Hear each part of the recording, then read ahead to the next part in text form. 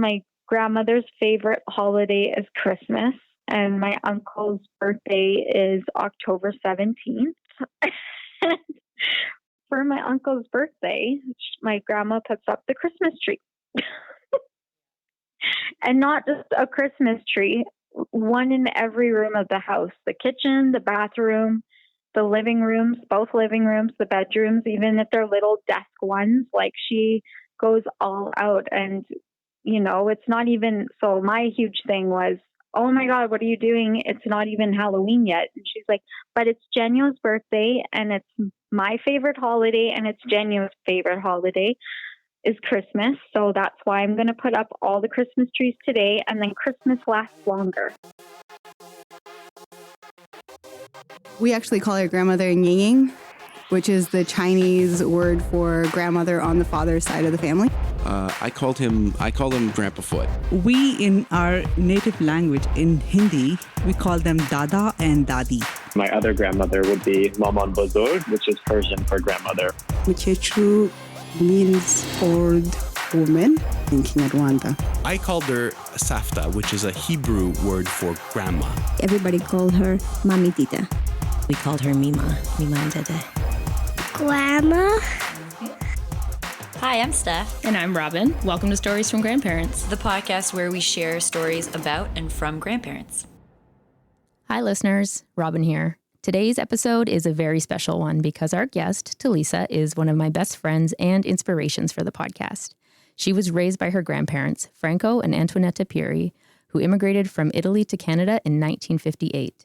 She tells of her unique experience being raised by them, which is full of love, laughter, and loss. Hope you enjoyed the episode. Tell me what your grandparents meant to you. They just meant everything to me. Like everything I feel like I am today is because of them. They raised me from right when I was born, took me from the hospital just because my mom had me when she was very, very young, and they just knew that they could give me a better life and a better upbringing. So just like everything they distilled in me from, our background and a culture to how to be kind and how to treat people, and to even little things to how to cook or how to clean. I'm very Catholic. I remember they put me in a Catholic private school. So at a very young age, they raised me just the way they were kind of brought up. Did you see your grandmother, you always called her grandma growing up, but did you see her as your mom? Yes, always. Yeah. Always. Yeah, I think it's funny because ever since I was little, she just always wanted me to call her Nona, which is, Italian for grandmother, or just grandma. And I think she did that because she'd always say, your mom is your mom. You call her your mom. And I'm your grandma, but I am like your mom. You have two moms, so. Yeah. But I think it was more of a respect thing for my mom because they just knew they could give me a better life. But I think, my mom is still my mom. She birthed me, right? And that's what they wanted to get across to me, I think, is that is your mom. And out of respect, you still call her your mom. And, but we're your grandparents and we're your parents too. And so, that's just what I think why they always said that. But I've always called her grandma or Nona. Yeah. Yeah. And something I always kind of remember about your grandma was just this protectiveness of you. Totally. And even though I think they got really frustrated with you a lot, there was this undying just adoration for you. And I remembered you saying that you were your grandma's favorite, and you said, no, I'm serious. If the whole house was on fire and there could be so many people, my grandpa, my sister, my mom, anyone inside, my grandma would save me. I know. And it's so bad I say that, but I know it. it's like something I can't deny. And I hope my cousins don't ever hear this, or my sister. But she, just kidding. But no, she would totally tell me. She's like, "You're my favorite." Because that's the thing with my grandmothers. We were so close that I literally, you know how earlier I said it was like I had a mom and a grandmother, but like she's literally like a best friend too. It's like any kind of just questions or issues or problems, like I would just talk to her, and she would always give really good advice. And same with my grandpa too. My grandpa, he's just so hardworking, owned a business like in where the city we're from, really early on, and then he worked at the pulp mill until he was retired. Just really hardworking. That's one thing I would say about my grandfather, and just a very hilarious person. My grandpa cracks me up. He's so funny. And I'd say it's funny. I remember in elementary and high school playing soccer, and he would like run up and down. Like Italians are very into soccer, and it's so funny because it's like I had a coach, but my grandfather thought he was the coach. And, no, seriously. And he would like go, like we'd be having our break where we'd have our waters and our oranges, our sliced oranges, and he'd come over and he'd start telling us how to play on the field. The coach is like, okay, Franco, because he's very opinionated and he had this accent, and I think he was scaring us. And it's so funny though, because like I would be running up the field and he would just be running up and down the field as well, and saying, kick the ball. And so, yeah, very into soccer.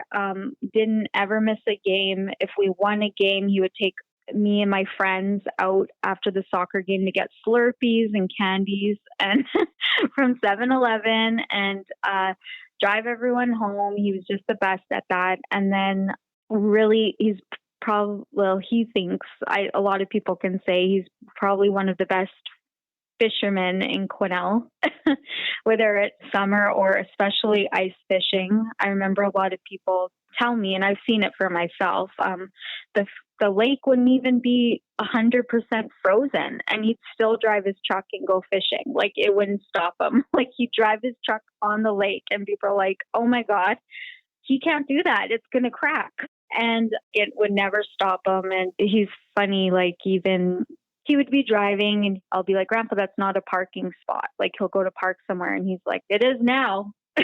Just very stubborn, very crazy, but honestly the best.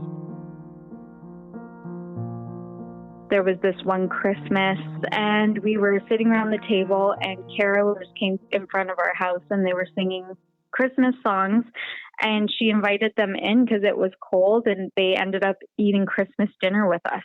Like it was just, that was the way it is, right? Like just everyone came over. And I remember I used to joke around with friends in elementary or high school, just because they'd always want to come over to my house after school, and I think it was to like go play on my trampoline or like just to hang out with me, but really they would like right away run to my grandma and give her a hug, and they'd be like, "Can you make us this? Can you make us this?" And they just were there for the food.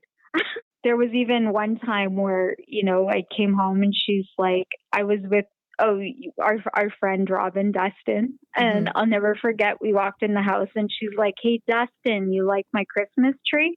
And he looks over and he's like, and it was a new one, I haven't seen this one before, and he's like, I was like, "Oh my God, another one?" And he was laughing, he's like, "Yeah, I like it." And she's like, "I got it from the dump." So literally, I know it's so embarrassing, but literally like she went to the dump to throw out garbage and she just found a tree there and brought it home. She's like, "Who's throwing out this perfectly good Christmas tree?" Right? Yeah, in October. So obviously the person didn't need it or whatever. But yeah, no, it was that. So that's a good story right there. Another one that's very true to her. Oh man, I remember one time being at your place and waiting at the kitchen table for you to get ready, and you came out and you were in this like little skirt and brown cowboy boot. It's like cowboy boot. Okay. Your grandma looked you up and down and she said something in Italian and you were like, shut up, grandma. We were like, what is she saying? She's saying like, people talk, Talisa, people talk. You know, she's like, people are going to talk about your outfit. I know, it's like, leave me alone. I'm going to a hoedown. How old were you when your grandmother passed away? Just about 24, because she passed away in January and I turned 24 in March. So yeah, 23, 24. Yeah. And, you know, which is still like, you know, it's very lucky that I got to be raised by someone until like a grandparent till I was 24. It's actually quite a long time. Mm-hmm.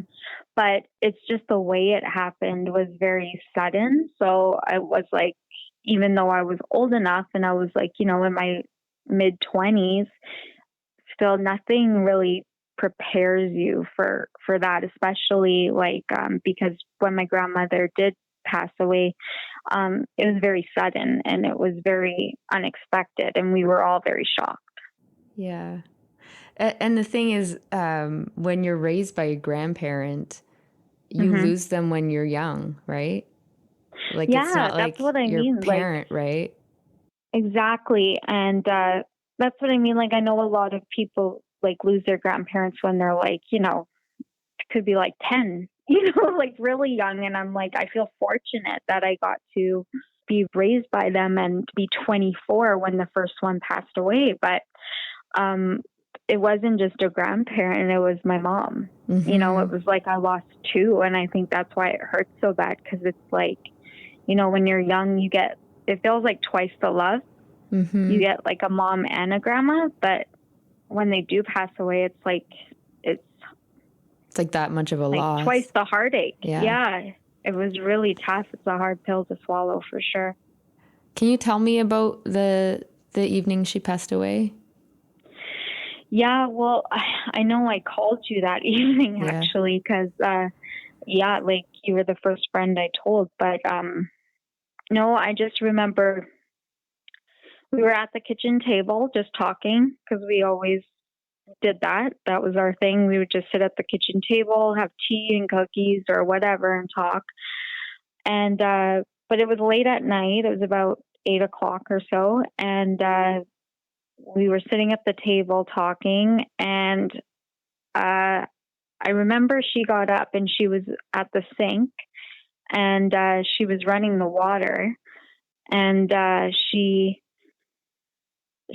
asked me to get her a glass of water, and I was very confused because I was like, but you're at the sink, right? And the next thing you know, she fell backwards, and I then like jumped out of my chair and I ran over, and but the way she fell was like straight backwards on her back.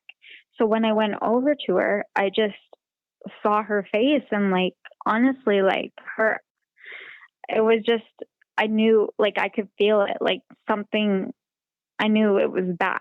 So then I started screaming, and my grandfather ran, he was in the living room and we were in the kitchen, and he ran over, and he was like, oh my God, what happened? And he was just over her, and he started giving her CPR. And I got on the phone with 911 and called them right away. And I was talking to them on the phone. They were asking me all the questions while my grandpa was doing everything else he could. And they got there very fast, and the ambulance came. And in the meantime, I had to call my family just to tell them to get over, because it wasn't good. And the ambulance, we all were in the living room because they told us to all stay in one area and to stay calm, because we all were in shock and freaking out. And while they did CPR and everything on her in the kitchen, and and then literally like after like half an hour, which felt like 3 hours long, but it wasn't long at all. Like it just went by so slow. And they told us that she didn't make it, and we're like, what? Like it happened in a blink of an eye, and we all were just in shock. Like, we didn't know what even caused it. Mm-hmm. But she did have a heart attack, and it was probably the quickest one. Like, and that's what happened. And it's weird because leading up to that, like, I didn't feel like she seemed very stressed at all or was complaining or anything. You know what I mean? Like, it was just very sudden. Yeah. Yeah. So that's how she passed away. And yeah, it's just crazy. But at least it was like, I don't know, thinking back, like my family always says, like, it was quick. You know what I mean? Like, that's Tony. She went out with a bang very quick. You know? Yeah. So, because that is she had this kind of funny firecracker personality. But yeah, no, it was just too sudden, and nobody expected that at all. And she was only 69, which isn't very old. Mm-hmm. Yeah, that's true. Yeah. That's true. And what was it like for you in the days after that? Because you guys were just so close. I know. I think I went through grieving, like me and my grandfather, like right away. We were just crying all the time, and family was trying to sort everything out, and we just were kind of too upset to deal with it. Or like, I'd be like, why are you guys throwing that out, or why are you touching her stuff, or like reacted in that way, because it's like, I wanted just, you need time to just kind of grasp it, but at the same time, it's like everyone was there in your space, right? So, but they had to do what they had to do. We had to plan a funeral and do stuff and get it moving. You know what I mean? So, but yeah, no, I felt like the next day was just very sad. Like, and it was sad probably, I think I grieved for a whole year, and same with my grandfather was even longer, of course. Yeah, I can imagine, because I know there's a certain yearning to preserve. Yeah. The house and the life and stuff. All that. But then at the same time, it makes it probably hard just to be there. For sure.